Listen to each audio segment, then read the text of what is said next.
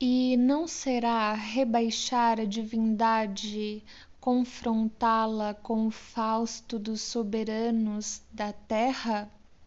Essa ideia inculcada no espírito das massas ignorantes falseia a opinião de sua verdadeira grandeza. Sempre Deus reduzido a mesquinhas proporções da humanidade.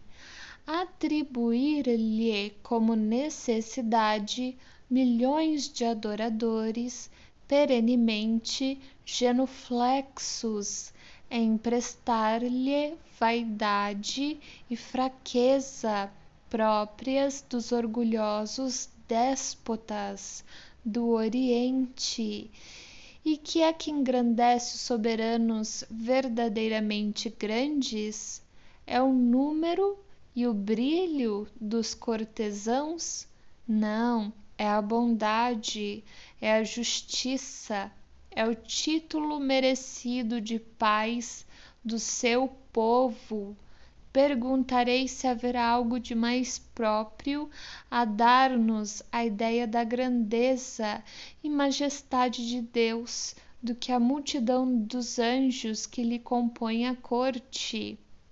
Mas certamente que há, e essa coisa melhor é apresentar-se Deus às suas criaturas, soberanamente bom, justo e misericordioso, que não colérico, invejoso, vingativo, exterminador e parcial, criando para sua própria glória esses seres privilegiados, cumulados de todos os dons e nascidos para a felicidade eterna, enquanto a outros impõe condições penosas na aquisição de bens, punindo erros momentâneos com eternos suplícios. 10. A respeito da união da alma com o corpo, o Espiritismo professa uma doutrina infinitamente mais espiritualista, para não dizer menos materialista, tendo ao demais ao seu favor a conformidade com a observação e o destino da alma. Ele ensina-nos que a alma é independente do corpo, não passando este de temporário invólucro. A espiritualidade é-lhe a essência e a sua vida normal é a vida espiritual. O corpo é apenas instrumento da alma para exercício das suas faculdades nas relações com o mundo material. Separada desse corpo, goza dessas faculdades mais livre e altamente.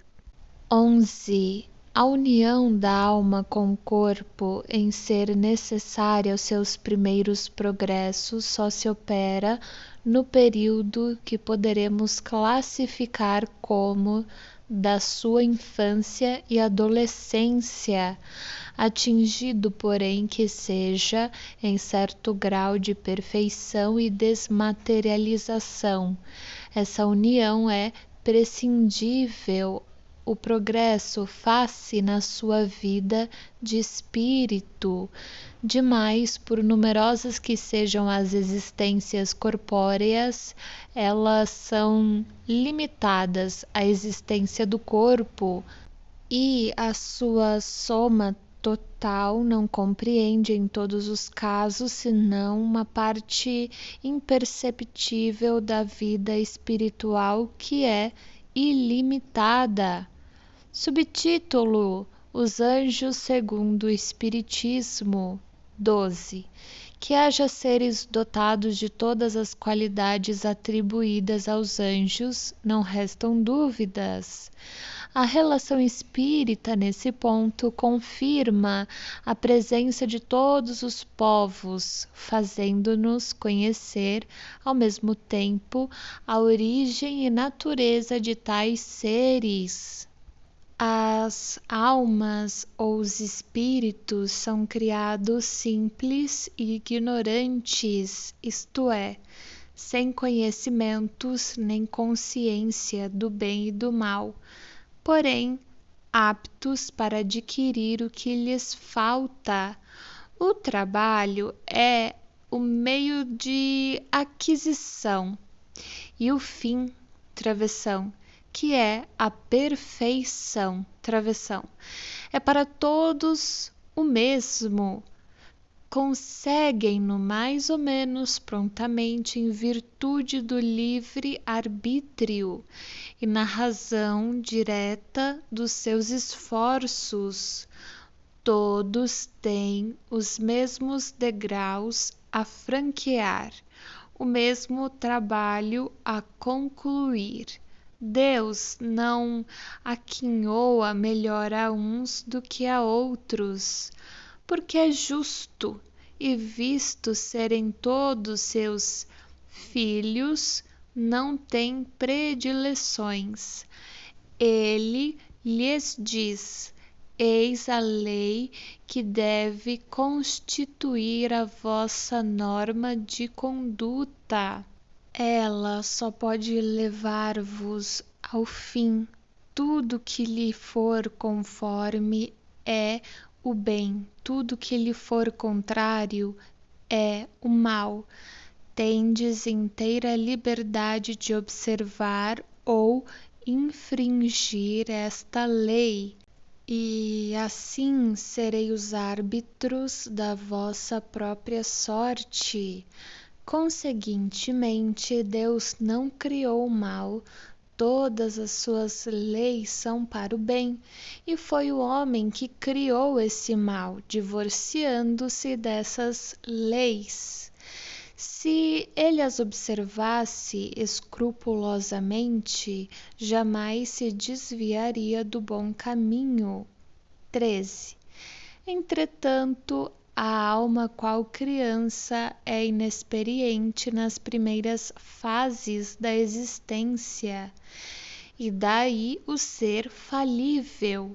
Não lhe dá Deus essa experiência, mas dá-lhe meios de adquiri-la.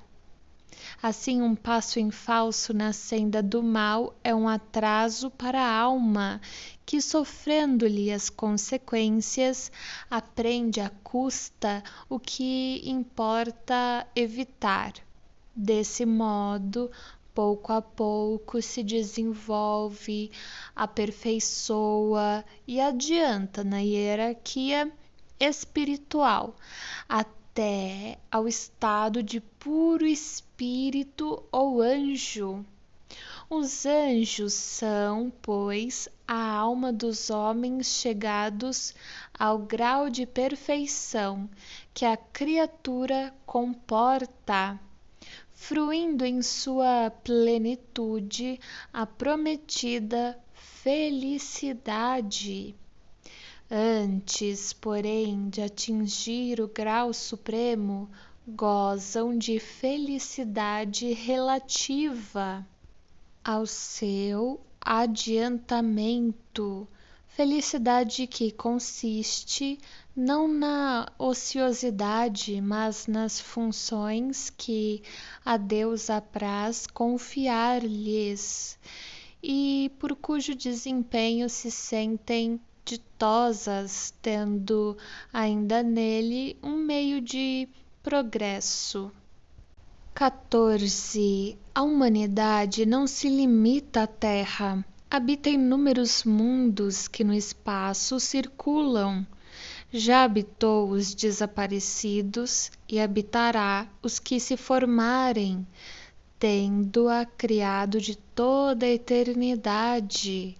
Deus jamais cessa de criá-la, muito antes que a Terra existisse, E por mais remota que a suponhamos, outros mundos havia nos quais espíritos encarnados percorreram as mesmas fases que ora percorrem os de mais recente formação, atingindo seu fim antes mesmo que houvéramos saído das mãos do Criador.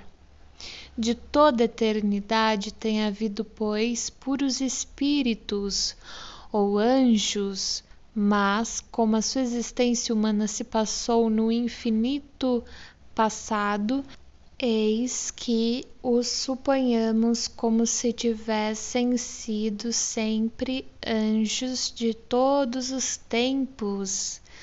15. Realize-se assim a grande lei de unidade da criação.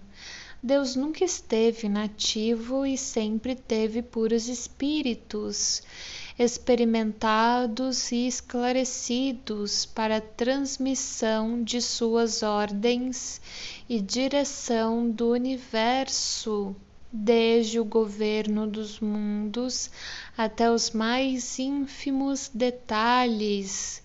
Tampouco teve Deus necessidade de criar seres privilegiados, isentos de obrigações. Todos, antigos e novos, adquiriram suas posições na luta e, por mérito próprio, todos, enfim, são filhos de suas obras. E desse modo completa-se com igualdade a soberana justiça do Criador. Título: Os demônios. Subtítulo: Origem da crença nos demônios. 1.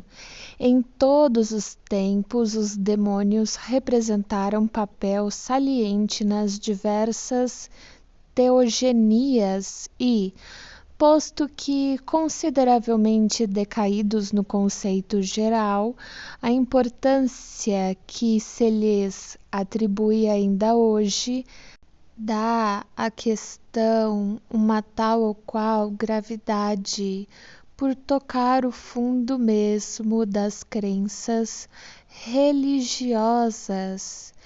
Eis porque útil se torna examiná-la com os desenvolvimentos que comporta. A crença num poder superior é instintiva no homem.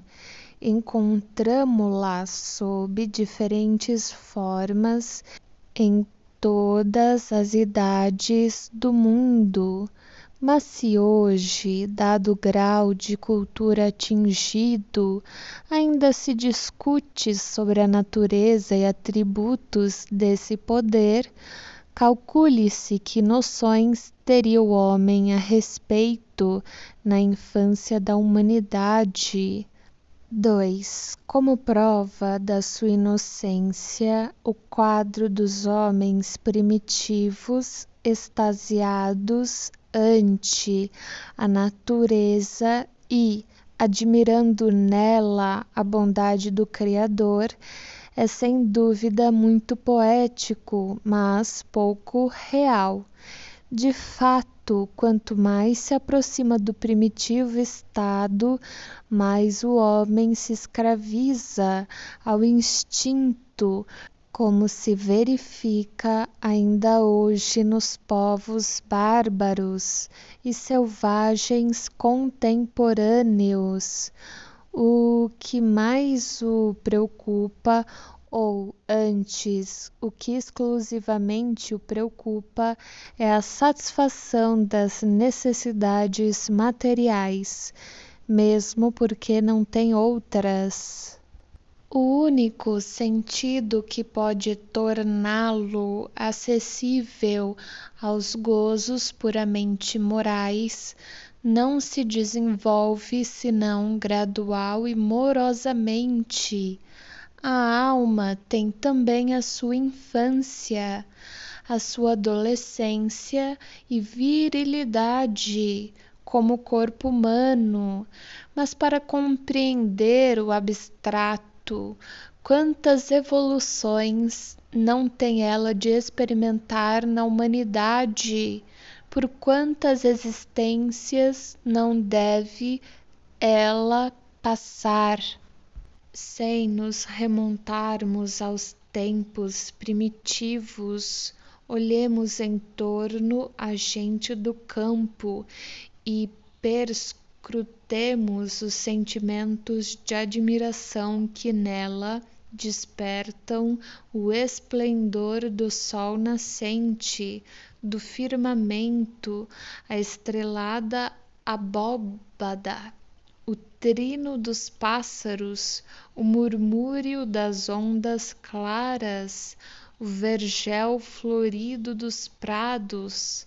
Parece a gente o sol nasce por hábito, e uma vez que desprende o necessário calor para sazonar as searas, não tanto que as creste ou creste, está realizado tudo o que ela almejava.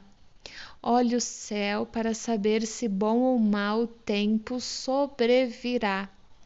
Que cantem ou não as aves, tanto se lhe dá, desde que não desbastem da seara os grãos.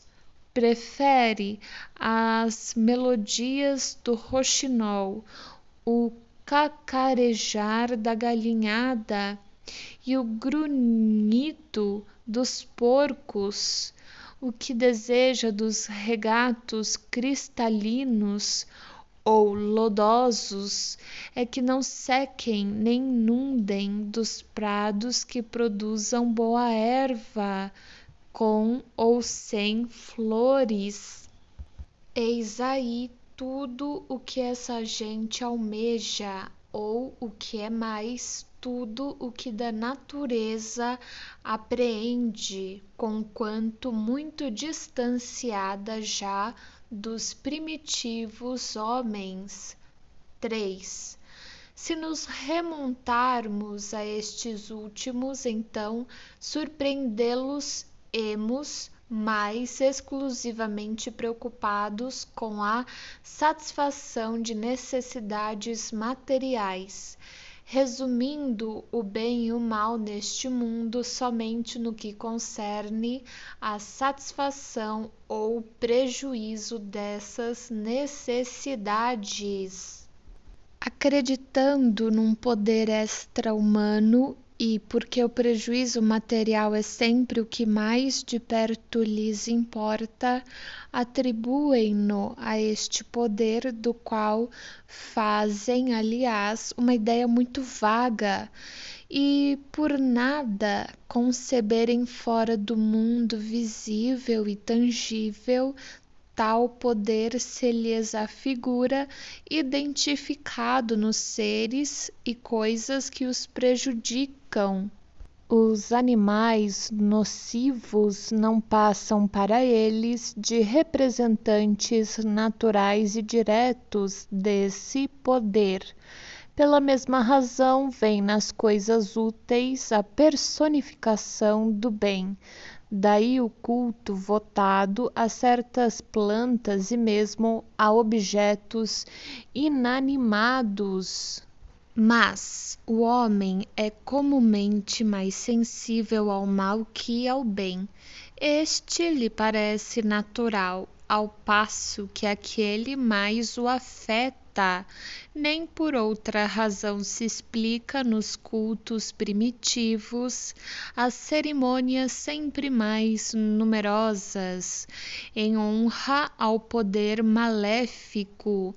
O temor suplanta o reconhecimento. Durante muito tempo não compreendeu senão bem e o mal físicos. Os sentimentos morais só mais tarde marcaram o progresso da inteligência humana, fazendo-lhe entrever na espiritualidade um poder extra-humano, fora do mundo visível e das coisas materiais. Esta obra foi seguramente realizada por inteligências de escola, mas que não puderam exceder certos limites.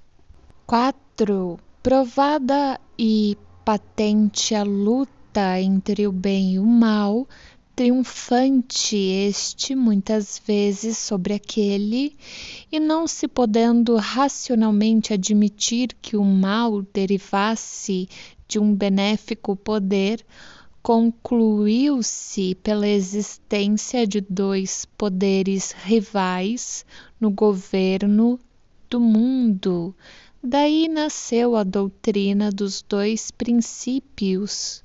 Aliás, lógica numa época em que o homem se encontrava incapaz de, raciocinando, penetrar a essência do Ser Supremo. Como compreenderia então que o mal não passa de um estado transitório do qual pode emanar o bem, conduzindo-o à felicidade pelo sofrimento e auxiliando-lhe o progresso?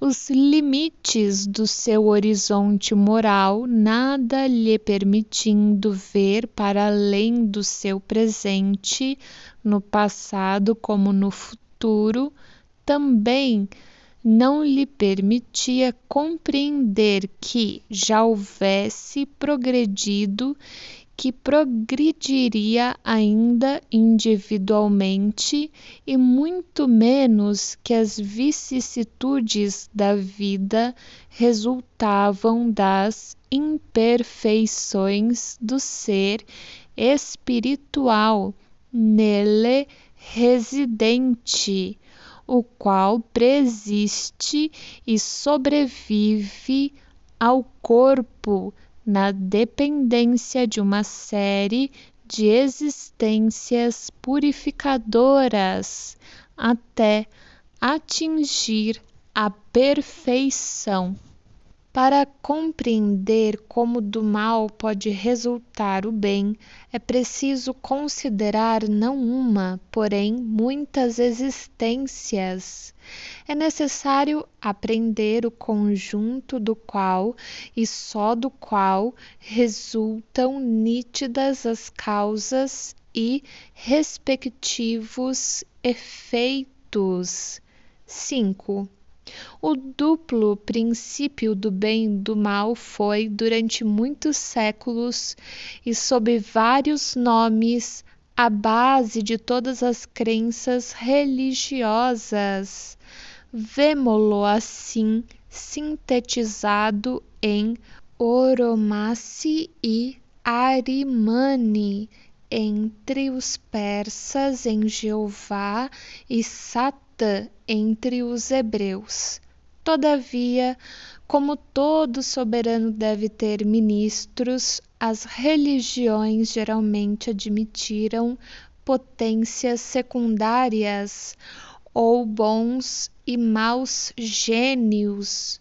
Os pagãos fizeram deles individualidades com a denominação genérica de deuses e deram-lhe atribuições especiais para o bem e para o mal, para os vícios e para as virtudes. Os cristãos e os muçulmanos herdaram dos hebreus os anjos e os demônios. 6. A doutrina dos demônios tem, por conseguinte, origem na antiga crença dos dois princípios. Compete-nos examiná-la aqui tão somente no ponto de vista cristão, para ver se está de acordo com as noções mais exatas que possuímos hoje dos atributos da divindade. Esses atributos são ponto de partida, a base de todas as doutrinas religiosas, os dogmas, o culto, as cerimônias, os usos e a moral. Tudo é relativo à ideia mais ou menos justa, mais ou menos elevada que se forma de Deus, desde o fetichismo até o cristianismo. Se a essência de Deus continua a ser um mistério para as nossas inteligências, compreendemo-la, no entanto, melhor que nunca, mercê dos ensinamentos de Cristo. O cristianismo racionalmente ensina-nos que Deus é único, eterno, imutável, imaterial, onipotente, soberanamente justo e bom, infinito em todas as perfeições. Foi por isso que, algures, dissemos, primeira parte, capítulo 6, Doutrinas das Penas Eternas, se tirasse a menor parcela de um só dos seus atributos, não haveria mais Deus, por isso que poderia coexistir um ser mais perfeito. Esses atributos, na sua plenitude absoluta, são, pois, o critério de todas as religiões, estalão da verdade de cada um dos princípios que ensinam. E para que qualquer desses princípios seja verdadeiro, preciso é que não encerre um atentado às divinas perfeições. Vejamos se assim é de fato na doutrina vulgar dos demônios. Subtítulo: Os demônios segundo a Igreja. 7. Satanás, o chefe ou rei dos demônios, não é, segundo a Igreja, uma personificação alegórica do mal, mas uma entidade real, praticando exclusivamente o mal, enquanto que Deus pratica exclusivamente o bem. Tomemo-lo, pois, tal qual nolo representam. Satanás existe de toda a eternidade como Deus, ou ser-lhe-á posterior, existindo de toda a eternidade, é incriado e, por consequência, igual a Deus. Este Deus, por sua vez, deixará de ser único, pois haverá um Deus do mal, mas se lhe for posterior, nesse caso passa a ser uma criatura de Deus, como tal, só praticando o mal por incapaz de fazer o bem, e tampouco de arrepender-se. Deus teria criado um ser votado exclusivamente, eternamente ao mal. Não sendo o mal obra de Deus, seria contudo de uma das suas criaturas, e nem por isso deixava Deus de ser o autor, deixando igualmente de ser profundamente bom. O mesmo se dá exatamente em relação aos seres maus chamados demônios. 8. Tal foi por muito tempo a crença nesse sentido.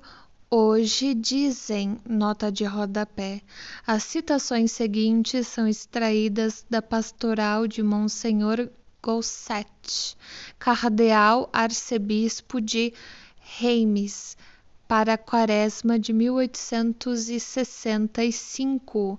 Atentos ao mérito pessoal e à posição do autor, podemos considerá-las a última expressão da Igreja sobre a doutrina dos demônios. Retornando ao texto, abre aspas, Deus, que é a bondade e a santidade por excelência, não os havia criado perversos e maus. a mão paternal que se apraz imprimir em todas as suas obras o cunho de infinitas perfeições, cumulara-os de magníficos predicados, as qualidades eminentíssimas de sua natureza, juntar as liberdades da sua graça, em tudo os fizer iguais aos espíritos sublimes de glória e felicidade, subdivididos por todas as suas ordens e adstritos a todas as classes. Eles tinham o mesmo fim e idênticos destinos. Foi seu chefe o mais belo dos arcanjos. Eles poderiam até ter alcançado a confirmação de justos para todo o sempre e serem admitidos ao gozo da bem-aventurança dos céus. Este último favor, que deverá ser o complemento de todos os outros, constituía o prêmio da sua docilidade, mas dele desmereceram por insensata e audaciosa revolta. Qual foi o escolho da sua perseverança? Que verdade desconheceram? Que ato de adoração, de fé recusaram a Deus? A Igreja e os anais das Santas Escrituras não nolo dizem positivamente, mas certo parece que não aqueceram a mediação do Filho de Deus, nem a exaltação da natureza humana em Jesus Cristo. O Verbo divino, Criador de todas as coisas, é também o mediador e salvador único na terra como no céu. O fim sobrenatural não foi dado aos anjos e aos homens senão na previsão de sua encarnação e méritos, pois não há proporção alguma entre a obra dos espíritos eminentes e a recompensa que é o próprio Deus.